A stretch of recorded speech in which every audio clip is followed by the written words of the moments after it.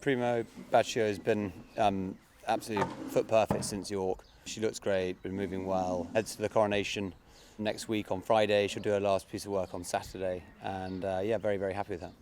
We had a brief discussion as to what might have happened had she not been stopped 3 out, and Holly was really sort of very positive that she would have gone very, very close had she not been hampered.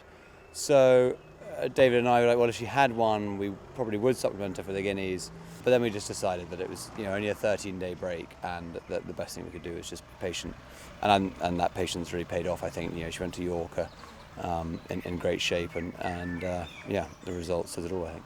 Andrea will ride her. He's actually the only jockey who's ridden her twice. She's had a different jockey on in every other race. So when he sat on her at York, it was the second time he rode her, and obviously things went well, and he got on extremely well with her. So and he's available, so it seems silly to change it. It's funny, I've been through her. I kind of wondered how on earth we got her beaten so many times at 2. And then, she got it spot on at Lingfield under Richard Kingscote finally on her 4th start. So then we put her away. I never thought for a minute at 2 she'd turn into the filly she has. She never showed anything like the work at home that she's shown this year.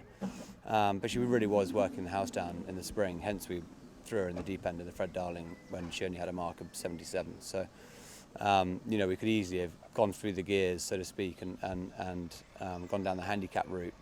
But David and Sue Ward are buying these good-looking, well-bred fillies to build a broodmare band, and once she was a winner at 2, it seemed the next goal really is black type. So it's good that we've achieved that. The Coronation is the plan, and that'll tell us really where we're going, because it's going to be a big step from a listed race into a Group 1, and I think we'll learn next week whether she really deserves to be in that company. We hope and think that she does. Her performance, visually was very, very impressive at York, and I think she'll run a big race. So at the Tatteralls October yearling sale, where Ed Satville bought her at Book 1, we loved her. She was a really, really good-looking, strong filly. I was very keen on Ortard. Ed and I bought 3 Ortards together, 2 for David and Sue and 1 for Lawrence Bellman.